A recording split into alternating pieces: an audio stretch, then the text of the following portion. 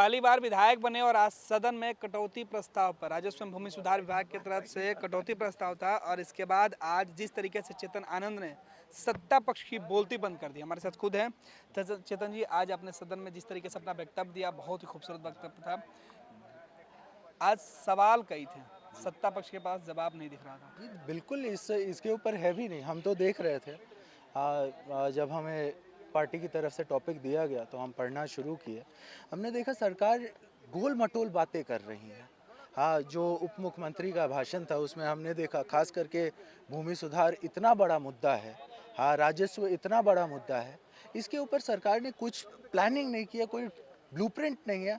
बताइए, जो भी मतलब इनका सिस्टम है आज किस तरीके से दीमक की तरह बैठ करके गरीबों को जो है, गरीबों का जो झोपड़ी खाने का काम कर रहा है। अब ये बात किसी से छिपी हुई तो नहीं है कि क्या हो रहा है। ये लोग बोल रहे हैं इंटरनेट के माध्यम से इन लोगों ने सुविधा बढ़ाई है। मैं तो ये कहता हूँ इंटरनेट के माध्यम से सुविधा और ज़्यादा पेचीदी हो गई है। हाँ, आप देखिए कि आज जो भी सीईओ होते हैं या फिर जो भी कर्मचारी होते हैं, जनता का किस तरीके से वो लोग चीरहरण कर रहे हैं, ये छुपी हुई बात नहीं है। और अफसोस इस बात का है कि सरकार के पास इसको कंट्रोल करने के लिए कोई ब्लूप्रिंट दिखाई नहीं दे रहा है। आज चेतन आनंद में आनंद मोहन की झलक दिख रही थी। चलिए, वो तो आप लोग बताएंगे, क्योंकि मेरा ये मानना है कि अगर मैं उनका 1% भी बन सकूं तो वो मेरे लिए सौभाग्य है। सदन में आपने कहा कि सैरो शायरी खूब होता है, आज इस महफिल में मैं भी अपना नाम लिखवाना चाहता हूँ। बिल्कुल, हम तो स्टार्टिंग से ही बोल रहे हैं। जब पक्ष के लोग जो हैं, जो सरकार के लोग हैं, वो लोग शुरुआत ही शेर से कर रहे हैं। बहुत अच्छे अच्छे शेर सुनाए गए, तो हमारे पार्टी से भी 2-3 लोगों ने उनका काउंटर शेयर किया, तो मैंने बोला अपने आप को हम क्यों रोक के रखे हैं। आपने भी क्या? और हमारे तो फादर जो हैं वो पोएट भी हैं, तो उनकी ही पोएम मैंने सोचा कि एक बार सदन के बीच में सुना दीजिए। आपने दो पोयम सुनाया, एक कविता से आपने सरकार पे तंज कसी और दूसरा शराबबंदी की पोल खोली पिता के जी पोल। बिल्कुल बिल्कुल। आनंद मोहन जी ने एक पोएम लिखी थी, मोहन की मधुशाला, तो उसी के ऊपर मैंने अपना मतलब वही जो क्या है लाइनें थी?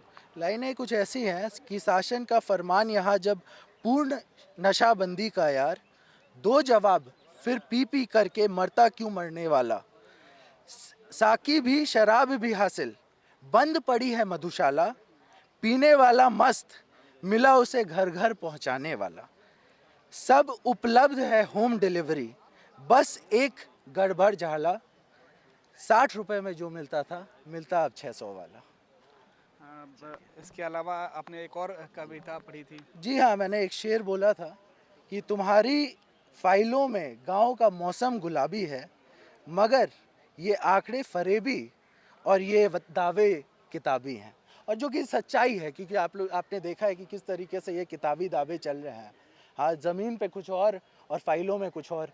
ये जो गैप है इस सरकार ने जो दिखाई है, ये इनका दिखाता है कि नीति क्या है और इनका ब्लूप्रिंट क्या है बिहार को चलाने का। यानी सीधे तौर पर राजस्व एवं भूमि सुधार विभाग के ऊपर ही आपका तंज था कि गुलाबी गांव दिखता है आपको। देखिए, बात यह है कि इनको दिखता है हरा भरा गुलाबी, सब कुछ ठीक चल रहा है इनके नज़रों में, लेकिन सच्चाई ये है कि आज किसी भी गांव में चले जाइए, किसी भी ब्लॉक में चले जाइए, हर चीज़ का पोल खुल जाएगा। जिस तरीके से धांधली चल रही है, जिस तरीके से क्राइम बढ़ा हुआ है, जिस तरीके से आज बेरोज़गारी बढ़ी हुई है, ये सारे मुद्दे कहीं ना कहीं इसी राजस्व और भूमि सुधार के अंतर्गत आते हैं। हाँ, इन लोगों ने कोई भी आगे का फ्यूचर कैसे 5 साल चलाना है उसके बारे में कुछ नहीं सोचा है। और तो और उप मुख्यमंत्री के भाषण में मात्र एक पैराग्राफ, वो भी नन्हा सा, ये दिखाता है कि इनका क्या ब्लूप्रिंट है, कैसे ये लोग बिहार चलाने वाले। आपने कहा था कि शराब माफिया और भू माफिया दोनों हावी हो गए हैं। बिल्कुल है, ये छुपाने वाली बात है क्या? ये आप भी जान रहे हैं, हम भी जान रहे हैं, यहाँ पर सभी लोग जान रहे हैं कि भूमाफिया का कैसा रोल रहता है। और ये जो किसी तरीके का गठजोड़ दिखाई दे रहा है कि सिस्टम के लोग और भूमाफिया, सिस्टम के लोग और शराब माफिया, ये जो गठजोड़ है ये बड़ा शर्मनाक है जिस तरीके से इन लोगों ने। और इसके ऊपर सरकार की भी कोई नीति नहीं दिखाई देती है।